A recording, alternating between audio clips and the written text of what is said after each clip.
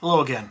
This is Sean Hazlett, your humble host of Through a Glass Darkly. Today, I'm going to try an experiment. And if it goes well, I hope to try it once a month. And the experiment is to narrate one of my stories using B-roll to enhance it. And the first story in the hopper is Radix Malorum. Now, Radix Malorum first appeared in this issue of Vastarian. Now, Vastarien is a literary journal that features stories and critical analyses that are inspired by the work of horror writer Thomas Ligotti. I'm curious about what you think of this story, and whether or not you think it's a good idea for me to do these on a more periodic basis, perhaps once a month. Just let me know in the comments. Thanks for tuning in, and I look forward to seeing you soon. Have an awesome day, and enjoy the story.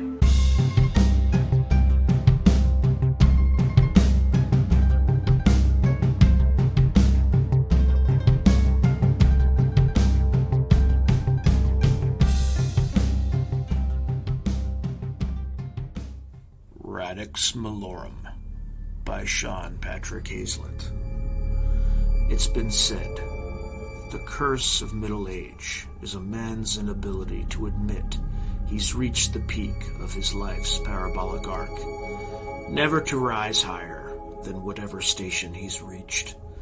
The longer he rages, the more he struggles against the natural order of things, the more he invites a complete and utter psychotic break. It's only when he surrenders to fate's capriciousness that he begins to find peace. A peace that I will never know. My IQ is 160. By every indication, I'm a genius. Yet I've been unable to master a world where the cretins are calling the shots. Take my boss's boss, Alistair Jenkins. The guy's got the attention to detail of an LSD-laced gnat. Yet he runs strategy for our company, plotting the trajectory of an organization of 5,000 people. If he had an insight, or more likely, a whim, all those people change course to follow whatever direction he charts. It's insanity, and insanity no one seems to mind so long as the profits keep rolling in. I'm going to murder someone today.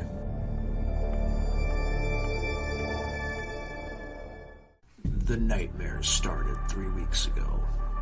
They were different than normal dreams, more vivid, crisper. Every scene was as real to me there as they are in the waking world, oftentimes more real. Night after night, the dream always followed the same pattern. When I slept, I woke in oblivion's sleeve, suffocating under a shroud of darkness. I spiraled through an infinite vastness. Panic-stricken and desperate, I reached out into the void, seeking a handhold, an anchor to reality. Feeling nothing, I placed my hands where my body should have been, despairing as they slipped through the ether. Eschewing all reason, I flung my discarnate essence further into the abyss. A rectangular sliver of light materialized in the darkness, a doorway to some bizarre dimension. Disregarding all caution, I made my way to the door, anxious to cross its threshold, desperate for sensation, even pain. Passing through the portal, I emerged onto a grand plaza. Once again, clothed with substance and form, I shivered as a chill wind nipped at my naked flesh. A faceless man clad in a tuxedo greeted me, with a tilt of his top hat. He carried a red string, tethered to a flesh-colored balloon. The balloon had a face. It smiled at me, its mouth curving unnaturally, upward like a crescent moon. Though I could not recognize the face, it seemed eerily familiar. The scent of ozone permeated the air. Nimbus clouds gathered over a dull gray horizon. Flashes of lightning cleaved a glowing cicatrix in the heavens. Something sinister swarmed on the plaza's cobblestone surface. The creeping thing scurried toward me at a frantic pace. To what purpose I did not know, Beyond the carpet of crawling vermin and far in the distance, a great pyramidion hovered above 1,000-foot pentahedron hewn from cyclopean blocks. The pyramidion swiveled in my direction. On its triangular surface, a great eye opened and gazed into my soul. A voice transcendent whispered, "Novus Ordo Seclorum." I woke in a cold sweat. My alarm was hammering at my eardrums. It was already 9 a.m. When I arrived in the office, my supervisor, Jerry, was waiting at my desk. His arms crossed and his brow furrowed. He made it a point to turn his wrist and glance at his watch. "You're late!" "I'm sorry, won't happen again." I bowed my head in ritual shame, a farce practiced by tardy white-collar cubicle slaves since the dawn of civilization. "How are you going to delight the customer when you can't even delight your boss?" he said. I grinded my teeth. Whenever Jerry aped corporate jargon, I wanted to gut him with a rusty nail. We were selling software, not stately pleasure domes in Xanadu. "You're right," I said, channeling my inner chameleon. "Of course I'm right. I'm gonna need to see more from you, Simon. Corporate is looking to cut more costs. If you want to keep your job, I need all hands on deck. You got that?" "Yes, Jerry, I got it," I said, irritated. Contempt oozed from my voice. Jerry glared at me, then walked away. I booted my laptop. Seconds later, Charlie, an office drone and graphics designer, nattered loudly on his iPhone while walking laps around my open office desk. He made it impossible to concentrate. I felt an overwhelming urge to murder him. The inherent horror of the modern American corporation is that it's optimized to encourage middling men and women to strive harder, while simultaneously degrading and dehumanizing them in a mindless march of mediocrity. Once the corporate entity exhausts them through layoffs and natural attrition, it replaces them with resources half a world away. What's worse, today's India is tomorrow's AI algorithm. With all the noise, my attention drifted. My eyes wandered over a sea of wage slaves chained to their computer screens. Then I saw him, standing against the wall at the far end of the office, the faceless man in the top hat and tuxedo. He approached my desk, then began a mocking march behind Charlie. The tuxedo gripped a crimson string fastened to a balloon, holding his face. I now knew what I had to do. No one really talked about what had happened to Charlie. The executive team had made sure of it. The alienation of corporate life made it easier to keep the sheep in the dark. Sure, there were hushed whispers about the 2 police officers who'd spoken to our CEO, but no one really knew what I knew, what I'd done to him, to his face, to his eyes, to his hands. It's no coincidence that the percentage of psychopaths in corporate management is 4 times that of the general population. It's why companies are veritable hunting grounds for apex predators like me. And our worship of money makes it all possible. Money is, after all, a god. Without belief, our entire financial system would crumble. I always chuckle at the so-called grown-ups who ridicule cryptocurrency as fake money. All money is fake. It is only faith that confers it power. If not for my dark dreams, I never would have experienced this awakening. It was easier to make money when you didn't care about hurting people. It was even easier if you thrived on torturing them. It was time to channel this impulse, harness it to fuel my rise. That night, I returned to the plaza. Tuxedo led me toward the slithering masses. As I drew closer, their shapes resolved into a glorious vision. As far as I could see, a wave of disembodied hands surged forward, forming a writhing wall around me and obscuring my vision of the pyramid god. A blood-red eye on the palm of each hand regarding me with a fierce and godlike intelligence. The voices they projected into my consciousness threatened to overwhelm me, to annihilate my sense of self. So many songs, so many memories, so many paths, unchained from the mundane insignificance of my mortal coil. I had finally found my purpose, my true calling. Mammon was its name. I came to work early. I watched with glee as Tuxedo danced around Jerry, my conventional reality slowly melting like tallow beneath a flame. Tuxedo's meat balloon bobbed up and down, its mouth curling in an awful rictus. I smiled too, then offered to buy Jerry lunch. Alistair seemed reluctant to promote me, even if only temporarily. I could see it in his idiot eyes. I really couldn't blame him. I wasn't a glad-hander like he was. To me, people were taxing.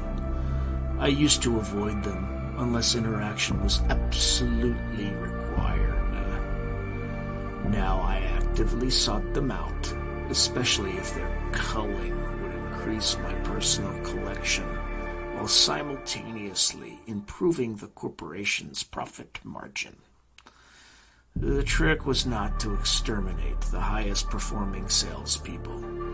This annoyed me, since the best of them tended to be the most insufferable. But money was money, after all. As Alistair droned on about our corporate mission and Blue Ocean's strategy, his smarmy face began to drip off like 3 flavors of melting sherbet. His face followed. By the time it was a flesh-colored puddle on the linoleum tiles, he dismissed me, closing his office door for a very important call. Through the glass wall, I could see Tuxedo standing behind Alistair's desk. The face on his flesh balloon winked at me. While tempting, I decided to save Alistair for later. For now, I only sacrificed those who wouldn't be missed. Office gossip suggested a murderer was in our midst. I shrugged it all off. They'd never catch me. They couldn't catch me. My reality was fluid. Time was a recursive tree, its pathways branching out and folding back into themselves. The trick was not to get caught up in an infinite feedback loop that shattered reality. I could simultaneously be at my desk pretending to work, and elsewhere peeling off Alistair's face. Reality is a Rorschach test, an ink blot on the ethereal plane. The sheep can only interpret it, but the artist peering down from the higher dimensions has the power to shape how that ink blot is rendered. But that's not the point. The point is that I was coming up in the world at exactly the moment when most people had already reached the summit of their pathetic lives. Today they escorted me out of the office, my position eliminated. I laughed at the fat Sal from HR who read my notice mechanically from a script. When Tuxedo in his face arrived, I giggled hysterically. She shifted in her seat, seemingly unsettled by my reaction. As she stood up, I placed my hand on hers and said, "I'm going to bind your soul." Her face went ashen. She stormed out. In her wake, security surged into the room. I had so much fun that day, exploring hundreds of permutations of the event. In one path, I carved off her face. In another, I tracked her home and sliced her and her husband into pieces. Later that night, I stalked Alistair through the Tenderloin. He resisted, killing me many times. Although a gambler may win a round or two, like the house, I always win. In an abandoned alley, I stretched his intestines across the opening of a decrepit recycling bin and strummed a delicious dirge. Then I added the best parts of him to my collection. Greetings, kiddos. Here I stand in a twilight realm, straddling the crossroads of recursive time, dressed in a tuxedo and top hat, awaiting myself. The skin of my face is stretched taut and paper thin, floating on the tendon tether of a flesh balloon, distended with my essence. There are more of us in your reality than you can possibly imagine. We maim and kill at will, then conveniently edit the timeline as if it had never happened.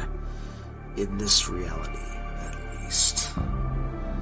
For an incident can never be erased. Its stain forever befouls the fabric of the cosmos. Much like the fickle corporate titan, we sometimes experiment with objective reality. Explore how the cattle react to a world inundated with abattoirs. Something to ponder as you go about your Sisyphean labors of existence. Welcome to the New World Order. Fare thee well. From the third edition of Metaphysical Pathologies of the Criminally Insane by Dr. Irving Werther. For months, Simon DeWeese, otherwise known as the Corporate Carver, had eluded authorities, leaving a trail of mutilated bodies throughout San Francisco. It was after he received a note confessing his crimes that police raided his studio apartment in the Tenderloin. According to Detective Joseph D'Alessio, DeWeese had sliced off his victims' faces, removed their eyes, and severed their hands. Authorities had never been able to recover any of these body parts. When police entered DeWeese's apartment, they uncovered a wall of hands with eyes sewn into the palms. More disturbingly, and in one of the most macabre displays in San Francisco murder history, the skin of his victims' faces had been tanned and stretched into balloons, floating in his apartment. DeWeese's body was found in his bed, dressed in a tuxedo and wearing a top hat. He had skinned off his face and, like the others, inflated it into a balloon. Anonymous sources reveal that several members of the city's moneyed elite had urged the San Francisco Police Department to keep one particular aspect of the case under wraps. On DeWeese's wall, scrawled in blood, was a mantra that was then becoming all too common in an epidemic of what appeared to be copycat murders. Radix Malorum est cupiditas. If you enjoyed this video, hit like and subscribe, and I'll see you next time.